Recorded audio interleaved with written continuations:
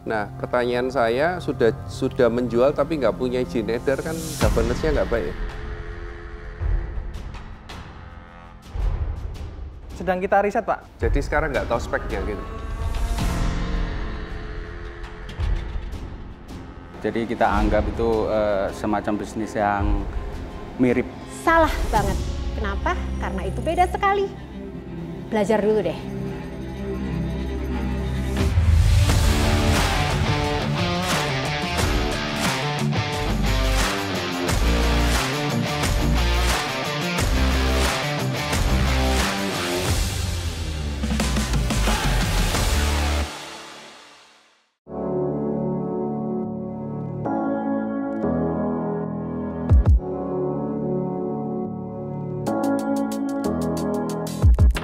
90 Challengers berhasil melewati National Selection fase 1. Untuk melanjutkan di fase 2 kali ini, Challengers akan mempresentasikan ide bisnisnya untuk meyakinkan 6 coach yang hadir dari berbagai macam sektor bisnis. Dengan waktu yang diberikan selama 2 menit, yang didukung dengan slide presentasi, dan hanya 45 Challengers yang akan lolos ke tahap selanjutnya.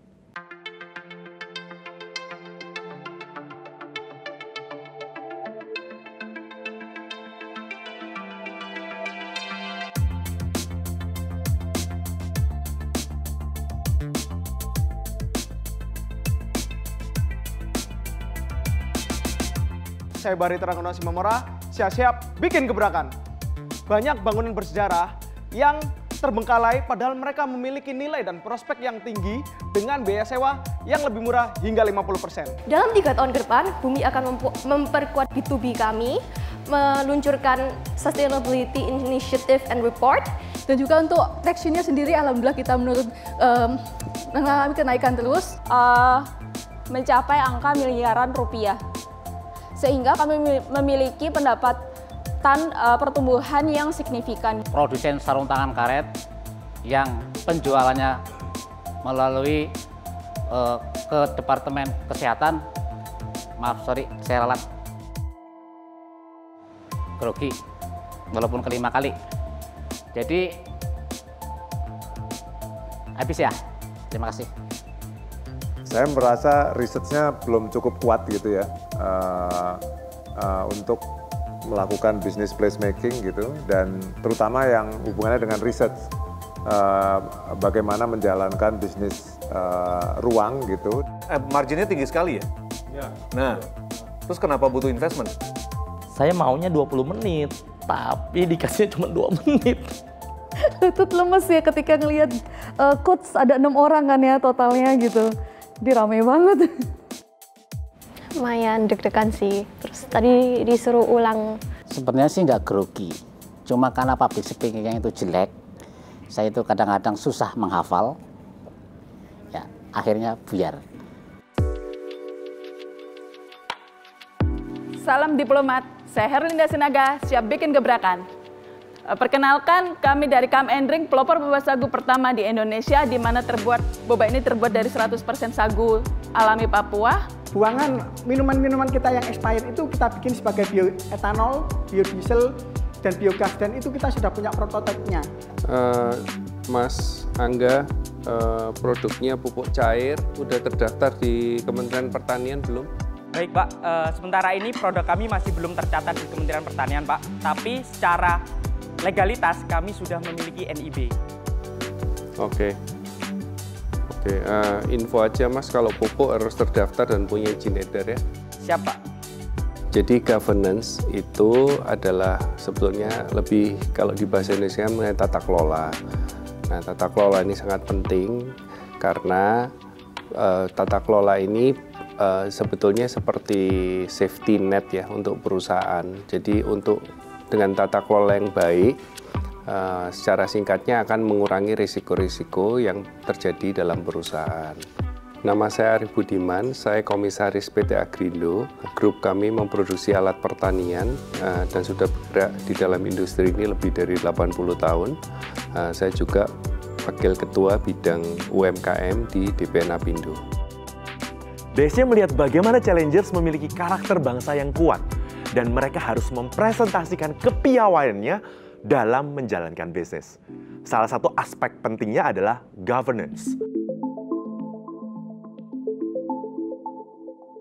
Ketika 50% desa yang ikut kita, insya Allah 188 miliar rupiah akan kita dapatkan. Tahu nggak kalau pemrosesan sampah itu ada undang-undangnya? Ya, tahu Pak. Apakah Anda mengerjakan itu sudah tahu spek pengolahan sampah yang dari KLH? Sudah sesuai? Sedang kita riset Pak. Jadi sekarang nggak tahu speknya gitu? Speknya baru kita buat, nanti dari DLH akan berkunjung Pak, melihat uji emisinya. Oke, makasih. Teman-teman masih banyak yang kurang dalam tata kelola kelembagaan, itu banyak yang kurang. Terus kemudian mengenai tata kelola peraturan-peraturan, bahkan yang paling simpel pun yang saya lihat banyak yang masih kurang itu tata kelola dalam bentuk SOP juga, itu masih banyak yang harus diperbaiki. Yang blunder ketika saya bilang bahwa sudah silaturahim ke Dinas Lingkungan Hidup, kemudian ke Kementerian Lingkungan Hidup juga kayak gitu. Nah, yang ditanyakan sama coachnya itu ya tentang speknya, udah tahu apa belum ya di situnya. Nah, aku jawabnya lain kayak gitu, jadi mungkin di situ. Produk kita pure nabati, jadi dari tanaman untuk tanaman dan organik, aman untuk tanaman, aplikator, lingkungan, dan konsumen.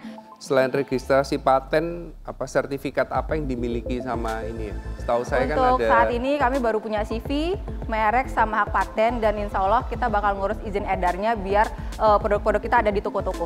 Nah, pertanyaan saya, sudah menjual tapi nggak punya izin edar kan governance-nya nggak baik ya? Karena isu hama penyakit ini tinggi sekali kan Pak. Kerugiannya tinggi, jadi dia rela menggunakan untuk menekan karena hasilnya itu bisa 2 sampai 3 kali lipat menaikkan kualitas maupun kuantitasnya itu sendiri dan harganya sangat affordable untuk petani. Governance itu is about transparency and accountability gitu. Jadi basic bisnisnya harus benar dulu. Hari ini tuh banyak perusahaan yang harus memiliki izin tertentu aja yang paling simpel ya, dan mereka nggak punya. Tapi sudah berani menjual dan mengedarkan. Jadi itu menurut saya udah sangat salah. HPP-nya itu di 80% ya kalau di slide ya. Nah, padahal kalau saya lihat di income statement-nya, material general affairs dan lain-lain sampai gross profit itu ada yang sampai 50 sampai 25% gitu. Jadi kalau yang paling sedikit pun itu cuma 75, ini kok bisa ngeklaim 80 gimana ya? Jadi saya sebenarnya kayak ngebulatin gitu loh Coach. Jadinya mungkin untuk perhitungan itunya saya cari hitung amannya atau ngebulatinnya di sekitar 70-80%.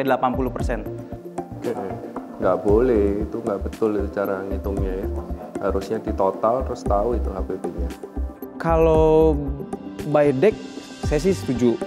By deck saya setuju karena mungkin deck saya juga menampilkan sesuai, maksudnya Coach Arif bener-bener objektif ngelihat dari si deck yang saya tampilkan kan gitu.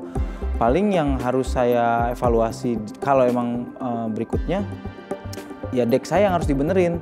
Jangan ada sebuah data yang mungkin bisa jadi bumerang buat saya. Kalau tadi tuh saya ngerasa itu deck saya menampilkan data yang akhirnya jadi bumerang buat saya sendiri gitu.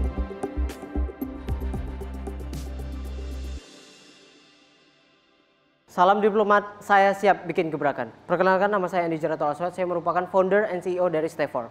Jadi Stay4 itu merupakan the fastest supply chain for culinary businesses. Sebenarnya Stay4 itu berawal dari masalah. Nah, oleh karena itu kita ingin menyelesaikan suatu masalah tersebut. Nah, untuk saat ini kita memiliki 2 produk. Yang pertama adalah produk dari Stay4 Wholesale and Retail, yaitu merupakan suatu layanan dari pasokan bahan baku bisnis kuliner. Background Anda ini sangat berantakan sekali loh, maksudnya banyak hal. Kenapa, background Bu? Anda ini. Iya Bu, karena saya fashionnya bisnis sih Bu. Sebenarnya kalau kita lihat multiple backgroundnya dia, pendidikannya perawat, pernah buka bisnis di Jepang, dan lainnya yang menurut saya itu bisa sebenarnya menjadi negatif atau justru menjadi positif. Kita buktikan bahwa walaupun dengan backgroundnya saya keperawatan, tidak ada relate dengan bisnis, tapi saya juga bisa jalani bisnis ini dengan baik dan alhamdulillahnya bisa berjalan sampai saat ini. Indonesia masih mempunyai permasalahan dengan pengangguran, sehingga kita menawarkan sebuah solusi, yaitu menciptakan 1000 pengusaha bakso Malang dengan kemitraan. Kalau misalkan kemitraan di tempat lain itu berbayar, di kita kemitraan akan kita biayai, kita bimbing dan kita dampingi sehingga mereka bisa jalan dan mereka bisa berkembang. Sudah mempelajari tentang perbedaan licensing waralaba dan kemitraan? Tahu bedanya? Belum. Jadi kita anggap itu semacam bisnis yang mirip. Salah banget. Kenapa? Karena itu beda sekali. Dan Anda menyebutkan semuanya dalam satu presentasi. Padahal nggak boleh begitu, Mas. Belajar dulu deh. Apa itu franchise, apa itu waralaba, ya. Franchise sama waralaba sama. Kemitraan adalah total hal yang berbeda. Nama saya Nilam Sari, saya owner dan founder dari PT Sari Kreasi Boga Tbk, atau juga kita mengembangkan brand dengan nama Kebab Turki Baba Raffi. Kalau kita udah ngomong yang namanya franchise atau waralaba, itu sudah ada peraturan dari pemerintah. Nah, dalam hal ini misalkan sudah lebih dari 5 tahun, sudah punya PT, sudah punya lebih dari 5 outlet, sudah proven, sudah bisa membuktikan bahwa audit laporannya menunjukkan positif atau profitability. Ketika Mas Eko mau menjelajah ke arah sana, beliau harus membuat paling nggak 3-5 outlet dulu, sudah proven, nah baru bisa untuk dikembangkan secara perlahan. Kita buat motivasi karena memang kita belum menguasai masalah itu, karena kita untuk di outlet itu masih hanya 1 juga, tapi kita kesini itu kita berangkatnya kita ingin 1000 orang ini menikmati kesuksesan di usaha bakso. Nah, kembali lagi, Anda jualannya kan online ya. Nah, ketika Anda jualan online, margin Anda 55%. Itu margin kotor. Tapi ini belum termasuk dengan bagi hasil melalui online kan ya, dengan Gojek dan lain-lain. Saya rasa kalau bersih Anda di angka 40% itu hampir nggak mungkin loh, Mas. Sebenarnya dari tim pun juga masih kurang. Terus kemudian untuk pengalaman juga masih minim. Jadi sebenarnya hal yang wajar, cuma di notis sama Bu Nilam itu sebagai koreksi, oh ternyata ini sesuatu yang penting apabila nanti kita mau ada investor atau misal ada join dengan teman, seperti itu sih.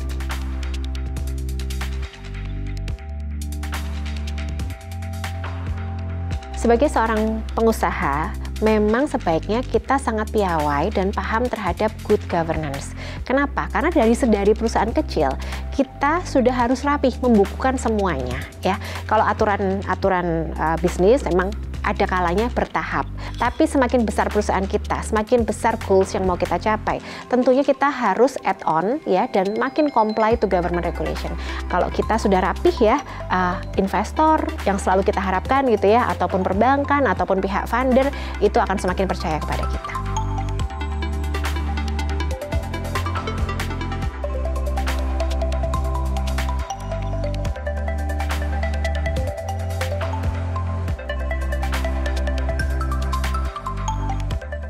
Jadi dalam DSC Season 14 ini, challengers yang kita pilih adalah challengers yang memiliki governance dan juga piawai dalam bisnisnya.